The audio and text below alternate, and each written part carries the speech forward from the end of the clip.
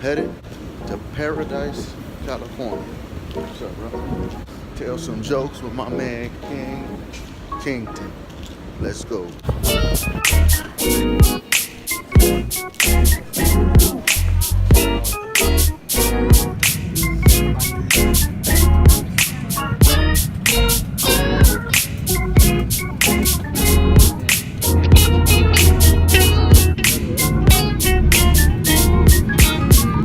So I landed in Sacramento, California.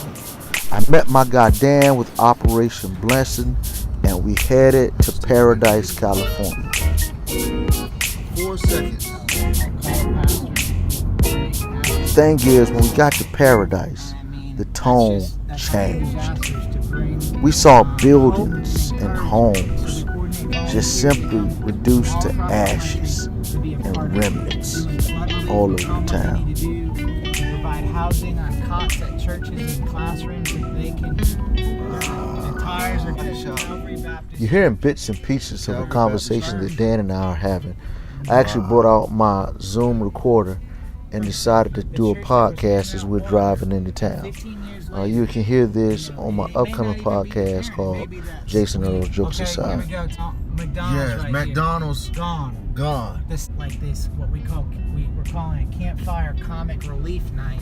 It really is a huge launching pad for this church. So we're rolling through this town, and then we roll up to a church that looks pretty much untouched by the fire, where we're having a comedy show for the entire town to give them a sense of comic relief in the midst of this tragedy. People coming tonight. And so the deposit of encouragement and joy and laughter is going to bring healing to their hearts.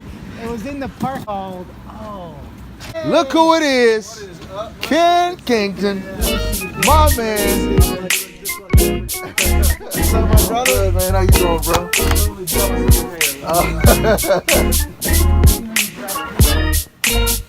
Sweet. Go ahead. This is the first time. This is the first. By the way, This would be a vlog a little bit, man. Just my audience. This your audience. Yeah, my friends, my family. Your friends and It's a family. little weird. You need to know this. That Jason is going to bring something tonight that this community hasn't experienced since before the fire, and that is laughter. These people need to laugh. We've been doing a lot of grieving. There's been a lot of crying, losing structures, losing family members, losing relationships. But tonight, this man is going to be bringing laughter for the healing of this community, this church, and these individuals. So it's going to be a great night. Right away when I saw Jason's stuff, I was like, that is one of the guys that we have to bring laughter to this community. So thanks for being a part of it. And you better keep following him because, yeah, he's pretty dope. Let's do it. And follow this dude because he's doing some amazing stuff, amazing heart. So how can we follow you? How can you follow me? You can check us out on Facebook if you want to do that right now. Paradise Alliance Church. That's a little bit. We have updates going on there, but we're going to be posting some things from tonight as well. But you got to know, tonight is going to be very healing because we've been getting. I'm going on and on, but that's okay. Yeah. Here's the thing. See, we've been getting gift cards. We've been getting financial support. We've been getting things. We've been getting blankets. We've even been getting socks. You know what we haven't been getting? Laughter. And tonight, they're going to be getting a great dose of laughter, and with that laughter is going to come a whole lot of hope. So that's what's going on tonight. So we finished the sound check. Right before the show, what do we have to do? Get an official tour of the town. Probably not the best idea before a comedy show. But yo, check this out. You're just gonna see lots of chimneys. Shouts done around here. Going through the ashes. Oh yeah, so Samaritan's Purse was at our church for the first 3 months. They pulled out recently. Our church and then another church down the hill is teaming up to kind of take that over for Samaritan's Purse. There's a couple other churches doing the work. Southern Baptist have a Disaster. Yeah. So they're still doing it. It's winding down. I think Samaritan's Purse went through 3,000 homes. And, Wow. So I mean, out of 10,000. So I mean, there's still plenty to do, but We did 125 only. Yeah, it's daunting. But we did it. Samaritan's Purse did it. Rubicon did it. I mean, we had so many different. Yeah, there's a few that are doing it. Weird thing about this fire, it was a low fire. So you'll see a lot of trees that are just crispy on the bottom, but the tops are still a little green. Well, those might not survive because they've fried the bottom. But that's how this fire was. It was just a low burn fire. So it was a fast, extremely hot fire. So even the sifting, people just weren't really finding much because it just was so hot. But yeah, time will tell. But there'll be some trees. Can you imagine that though? I mean, I cannot. like trying to be calm, but knowing like this fire could swoop and hit my car, and you know what I mean. And so, some people were found in their vehicles. Pretty. It was it came on this side of town. It came this direction towards us. But it was jumping from here to the other side of the other canyon on the other side of town. So it was pretty much, by the time the call to everyone evacuate, it was burning throughout the town, and even on the other side of town. It took people 4 or 5 hours to get out of town. Yeah. It was, wow. My wife and kids got stuck. I thought I was gonna lose them. I mean, it was bad. Yeah, so what was that like, man? I don't know if you don't mind me asking. It was the worst day of my life. I was out of here because I had work early in the morning. So I'm calling my wife, hey, you might want to think about leaving. Her mom's driving down this road to help her. She looks up at this hill right here, and it's on fire already. Wow. And there's not even warnings. And so she calls my wife and says, grab the kids and get out of there. By that time, there was already cars everywhere. She left the house and our street was already on fire. And she got stuck, and trees are burning all around her. And it's a few counseling sessions later, they're doing pretty well. Yeah. You could probably turn left at this car. One of the worst parts of this fire, this is our water treatment right here. You can't really see it's down below, but that's the water. Just kind of beyond the. Just beyond the hill. There's some tanks. You'll be able to see it on the right when we turn. Okay. But our water is poisoned. It's benzene is in our water system, so you can't use it unless you're filter or you got to bring it in. Can you filter? You can. There's filtration systems like charcoal. Still, they're taking hands off on that because we don't know. We can't guarantee that's a perfect system, but they're saying 2 to 3 years to fix the system. And so talk about hindrance to people coming back.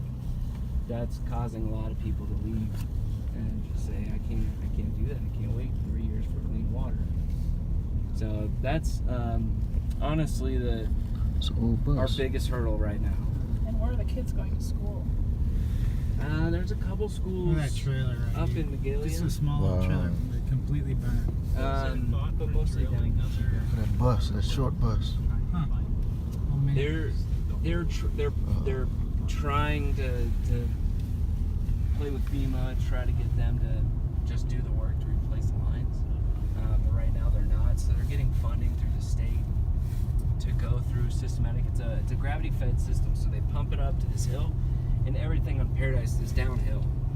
So it's just gravity. So they start up here, and they're going to test every line. So they're bringing. So we have a shower trailer at this church. To test the lines. Okay. So we got people that shower. Benzene Wow. is, cap it off. We have a corporate relationship with Kohler. So that's why they're predicting. So they built us a shower nice because Down the hill? They get like not just like a shower, but like a great experience. You know, Yeah, like right. It's going to take 3 years. So how do you? It's not like it's dirty. Just Bottled water, yeah. And they're supplying bottled water up here, but it's tough. It's really tough. So how has church been? Church so far has been amazing. It's been, one of the few glimmers of hope in this community, and it's really fun to see all the, town officials and different organizations just just talking about how much of a blessing it is to have our church coming together, because it's there's not much. Look at that mailbox right on. I'm writing Wow. curriculum for training church. Sitting on the tree. Yeah. That fell. Oh snap! That's just a garage door. Yeah. But I sort of House think burned that down, garage door God, standing. It's like people Which is aren't lying down. looking for help, Right. but when the disaster Oh, happens, look. Then you look across the street and there's this one house that for whatever reason the fire just hopped over. Wow. Right. And then right next door, boom, back all of a to. sudden, And then over here, one house. Look, I mean, if you Yes. And that's Yeah, like close a your weird eyes, you house. would They think talk like FEMA, everything's these fine, and then you look government next. agencies. across They the talk street. about all the time. The church is powerful. So is this church the Look, though, largest church Christmas. in the It area? is, yeah. There's a couple. Well, past one that burned, it was probably the second largest. There's a few smaller churches that made it, but I mean they've gone from 50, 60 people down to 15. I mean, so it's just you rebuild, but okay, you know you gotta have danger of that because there's still a lot of the homes that did make it. A few aren't back yet. You know the weirdest thing? I mean, And those are the people who a lot of times don't have homeowners insurance. Yeah, exactly. Right. They're all you saying see is the bottom of the it's frame. FEMA's put, it's kind of a worst case. 897 school. But the pictures on the wall. Oh, that's all animals missing. Oh wow. Wow. 827. 897. Out of, what's the total? 10,000. They figured 3,300 out of 1,100. 1,000. Yeah. Oh, really? Yeah. That's homeowners with no insurance at all. Not renters. I mean, there's plenty of renters that had nothing. Intact? It's intact. It's just smoke My parents damage. moved in a week before the fire. Oh wow. And they made it. Damage or not? Minor. Yeah. I mean, they had to get it clean, but here's another trailer park area on the right. You can see it's just it's crazy because you could never see in there. So This was a larger church. call this kind of the church's finest hour because if you can be able to provide some type of emotional, spiritual care, but even just the basic necessities, people will never forget how you reached out in their time of need to help their community. So Saint Sinner Light comes to the doors of a church and it resurrects hope. And usually a lot of churches are doing something beyond just well, not a lot, but some churches are able to do kind of the cleanup phase. So they coordinate teams, and that's kind of what we do is we partner with the church, coordinate groups of volunteers to come in and do like flood relief and tornado relief and help after a disaster. And so then you have like groups that have come from all over the US and they go to somebody's house that they've never met and they're like, yeah, I'm from like Colorado or Texas. So it really creates this bond in the midst of such devastation, and This is about where it opens up the door for these people to really be touched by the Lord and just loved on and prayed for and stuff. So it's really, really awesome, and that's one of the reasons why we love partnering with Bethel, because that's just who they are. They know. I'm up, my in-laws live up further north than where we went, and the fire didn't quite get to their house, so we're in a trailer by their house. Is this hospital open? I see it. Yeah, and all these streets here are just dead ends, and so they're coming up to this gridlocked street. There's nowhere else to go. I mean, it's just, and that's one of these streets was, I think, the first 10 people they found. One of these streets up here, that's down the road.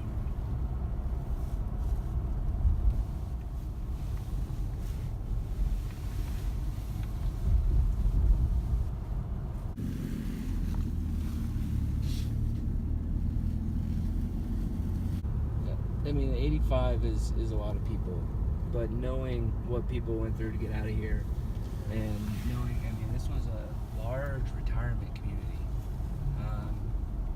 and that's largely the people that got lost. They just couldn't leave. You know, their mobility's limited, and is amazing. And the lack of warning, I mean, people were waking up neighbors. I mean, it's amazing that, I mean, it really, God showed up that day and saved a lot of people, because, man, it could have been real bad. Wow. But I mean, with how many people got stuck, we're already starting to see that emotional toll, kind of like Dan was saying. So as a church, you know, we're trying to bring community together for that healing, but we're really focused on, you know, how do we get counsel? You know, how do we push into that harder? Maybe get some marriage family meeting, because it's just people just having war stories. I mean, especially those that still live up here. I mean, they just don't escape it. You know, you just see it every day.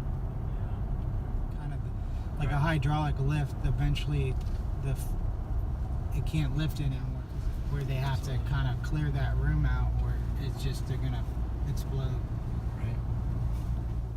I think that happens together, and I think the more we can get this community close knit, kind of together fighting, the better it will be. So what time are people coming to eat? Which was a good idea. You can see the line. Well, it's not a massive line, but I think it's a great idea. Dude, so I'm curious. What are your thoughts after seeing that? I love what they were talking about. Yeah. That's kind of where I was going to go. I was going to weave in and out of a couple things, and the bottom line is going to be together. Yeah. You're not alone. No doubt. And what a great time to come together and do that. Absolutely. I'm going to weave, and I'm going to leave it on a high for you, though. Oh, sweet. And then I'll introduce you. So this is Kenn on stage. He crushed it. After this, I had to put my phone down and go on stage and do my part. And man, we laughed hard. Don't shoot the messenger. I'm just saying, that was a laugh blowout. That's what that was. That came with some residual stuff right there. I felt like it was really healing just to see people able to laugh and just show their resilience. It was awesome. Yeah, it was very funny. Very, very funny. We needed it. Yes, we needed it. It was very good to just let go of our emotions and just let It's good to see a lot of other people that we haven't seen laugh in a very long time. And after that, I had a great time just spending time with fellowship with my man Dan, and I hopped back on the plane. But here's the thing. I did a comedy show with Kenn.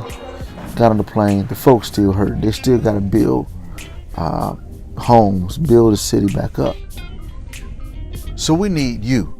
We need you to look at tragedy through the eyes of people who are experiencing it. And where it is that you land, we need you to move forward in making this world a better place.